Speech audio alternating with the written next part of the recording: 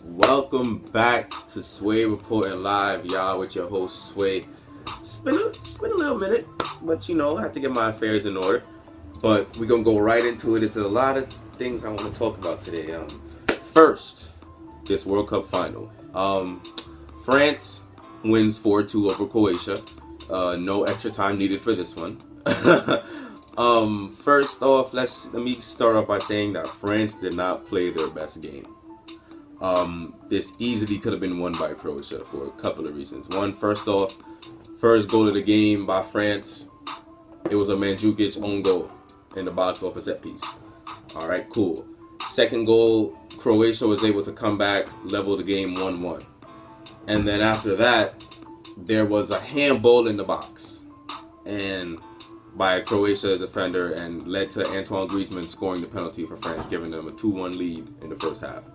I honestly believe Croatia just had bad luck because they played beautifully.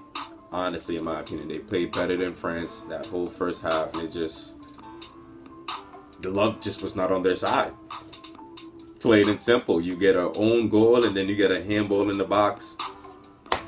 Nothing you could do about that one, buddy. 2-1 going into the second half, and at this point, it was just all France. France jumped on top of their opportunity. They were up 2-1, and their stars just said, "All right, Wallace." Just Wallace, you feel me? They just, Paul Pogba, left-footed strike, beautiful. Start off with the right foot, got blocked. Right off the rebound, left foot, whole lot. You feel me? Now it's 3-1. Now the fourth goal was just Mbappe just being Mbappe. 19-year-old phenom, the next global superstar. Yes, it's clear that boy too good. Made it 4-1. The little second goal that Croatia got was a mistake by the French goalkeeper. Ain't nothing really too crazy about that. 4-2, game done. That's your World Cup. Congratulations to France. Y'all had the firepower and y'all had a little bit of luck on y'all side. I'm sorry to all the French guys, but I gotta keep it real with y'all. Croatia played a better game. Y'all just got the better luck of the coin. Better side of the coin, man. It's how it is. You gonna switch gears to football. I don't know. Football is they're on some funny shit. For lack of a better term, they're on some funny shit. First, Miami Dolphins owner proposed some type of quote-unquote placeholder ruling about the protest during the national anthem, that whoever were to kneel or protest during the national anthem pregame would be subject to a 4-game suspension. Let that sink in. That's 4 games, like, because someone is doing something for something that they believe in. I don't agree with that. But when you really read into it, it was the placeholder means that it's if it were to be solidified that there will be punishment, this is Miami Dolphins quote unquote, here you go, this is what we're jacking. And then recently after that news got some backlash, the NFL and the NFL Players Association through meetings have let's just say they've agreed to not put a ruling on the protests as of now, because right now they're just butting heads right now. So honestly, it's to the point where it's like Trump got his money in y'all banks right now for the owners. That's how I look at it. Trump is giving y'all bread. Something along the lines. Trump is in y'all back pocket. And I fully believe the NFL and the owners are allowing Trump to be in their back pocket just because he's the president. I mean, the president has what's the word? He's high standing, but like, this is football, man. As an American, as a person that lives in America and has watched football since young, this is football. This is not politics, bro. The only reason Colin, let me rewind for y'all. I believe it was 14 or 15 that this really, maybe 16. I gotta get my date right, but this is where Colin really started protesting. He when he first started his protest, he was sitting on the bench like me. Like, let's say during the national anthem, he didn't stand like everybody else. He sat down. Cool. An Army veteran, or whatever part of the Army, Navy, whatever he was, he reached out to Colin Kaepernick and said, "Hey, I really appreciate your cause, but I feel like you should be doing it a different way." As old people said, if you don't like what someone is doing, you approach them in a respectful way and say, "Hey, you got to change that for me," or is there an ultimatum? And of course, Colin, who he was sitting down for the racial injustice being shown to young black males. He wanted to shed light on that. So this Army veteran realized that was his cause and said, "Okay, cool.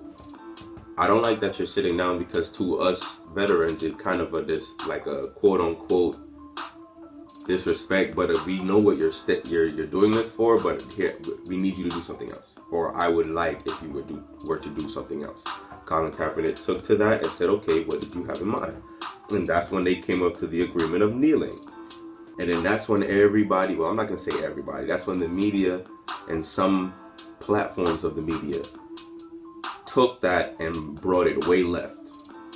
In terms of now they believe he was disrespecting the anthem and not shedding light on racial injustice in the world. Thanks to the president, thanks to the media that covers the president, like all of these things surrounding it, it's turning this into an anthem thing than a racial injustice thing. And that's sadly the world we live in today, and it's just sad that it's come to that the cause that he was kneeling for is just no longer even being discussed. Gangster, like, it's just, we only talk about Anthem now. It's just Anthem protests, like. Wow. Free agency is very wild. Very, very, very wild. We gonna start off with a big splash. Kawhi was traded to Toronto for DeMar DeRozan, Jacob Poeltl, a second year big man, and some draft picks. Damn. I don't even know what to say to that. It's just like, DeMar DeRozan was told he was not going to be traded. Earlier in Summer League, he was told he was not going to be traded. And now he just got traded for damn near nothing. Yes, Kawhi is a better player. He's a Finals MVP. He's, if healthy, second best player in the league. It's just that everybody knows that boy is going to LA. Why risk it? I don't think this is not a PG move. I've seen people discuss how that this can be, a little trial run. We all thought PG was going to LA, went with Russ, now he re-signed. But I do not believe Kawhi is Paul George. He has made it clear he wants to be in LA, specifically in purple and gold. Down to he stopped playing for San Antonio, down to he threatened to not play the whole year if San Antonio didn't trade him, down to he'll even play for the Team USA camp just to show y'all that he can still ball, so he can be traded to LA or somehow get to LA, you feel me, or get a trade off at least. And I honestly believe this is a bad move for Toronto. Very, very, very bad move. Bad vibes. The baby dinosaurs were only the baby dinosaurs because they played LeBron. In all honesty, they beat everybody else in the East besides LeBron. And then the 1 year Braun decides to go west, you throw all your chips out or throw your main chip out? Nah, I'm not doing that. Not at all. That's a dub. Because Kawhi, the way Kawhi moving right now, his reputation not looking too good, and he really, it just feels like that man is finding his way to LA no matter what. He might even go to the finals this year. Who knows? I do not believe he will in a Raptor jersey, but you know what I'm saying? The East is wide open now. So why would Toronto feel they need to get rid of DeRozan? Yes, his contract was a little hefty, but like, that's your best player, bro.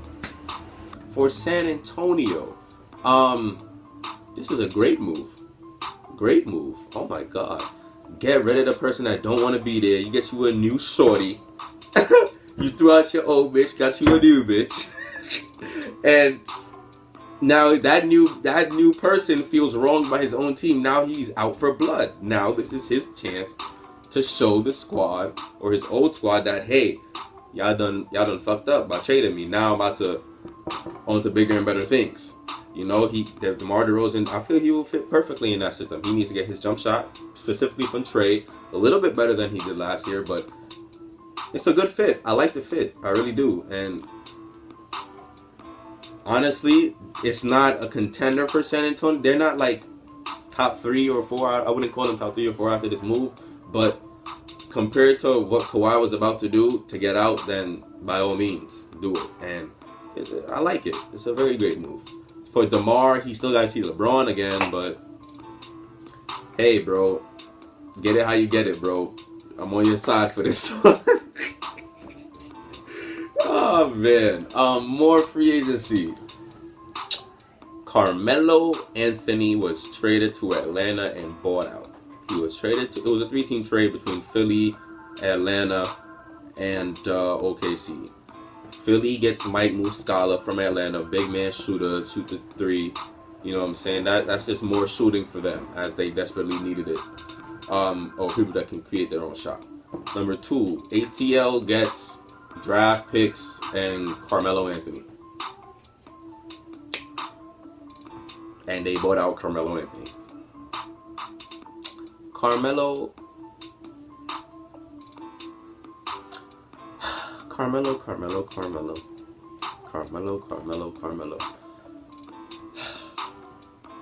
You went from being, that was a good move, to Melo to, damn, Melo, what's up with you? To, damn, Carmelo Anthony, what's up with you? Like, you're no longer the bowler you once was. I don't even want to admit that. He is no longer the bowler he once was. The shot is flat only because he got no lift on the shot. I saw he had no legs all last season and a little bit of the season before that. One of his worst seasons statistically. Wow. Breathe. Statistically. Averaged like 16 points, but it was a horrific 16 in Melo standards. You feel me? For anybody else, that's great, but Melo standards, that's nothing. You feel me? And the way he got the 16 was just very inefficient. It was just bad. And right now he's basically getting paid $28 million to chill until somebody gives him a new contract. I gotta respect the gangster, but damn, Melo, that's where we at with it now. You gotta. All those people from your draft class is still balling. LeBron, peak of his career. D Wade. As much as we want to say about D Wade, he still gives bucks, and he's accepted a bench role. And Melo is not doing that. CP out in, you feel me, in Houston, they're not accepting the bench role, and it's not looking good. It's just not looking good for Melo. I believe Melo needs to look in the mirror and realize you are not the man you once were. You are not the bucket you once were. And you need to go to a team if they're willing, if they're giving you offers at the bench role, because you've never played bench all of your career. You've been a starter. There's the first time for everything, Melo. Go to that bench, buddy. I don't know who is it for, but go to that bench, bro, because it's not looking good for you, bro. Even if I've heard of Houston rumbles, but it's like Houston, they lost too much for him to be a dynamic piece. You feel me? Melo is not giving no one defense at this point in his career. Nothing. He can try, it will not matter, because we all know it's slow. You can only give us offense now, Melo, and honestly, how much offense will you give us? You're getting older. Your game is looking about ISO ball. It might fit in Houston just because that's the style there, ISO ball, but I don't know, bro. You don't have to prove me wrong after what I saw last season. And then Schroeder to OKC. I love this pickup, OKC. You give yourself another ball handler when Russell gets off the bench, gets to the bench. He can get a bucket. He's low-key unguardable. Listen to me when I say low-key unguardable. Dennis Schroeder is fast as shit. Okay? If you've watched his Hawks days, especially the last 2 seasons, his to the rack game with the pick and roll combined with it is low-key unguardable for the single fact that he's just too fast. defenders can't catch up or keep up. And especially when he gets the switch with a big man fillet almost every time. I used to sleep on Schroeder, but he's a little bit of a problem, and his jump shot is getting there. So he's a little bit of a problem, and I like the move, OKC. I really do.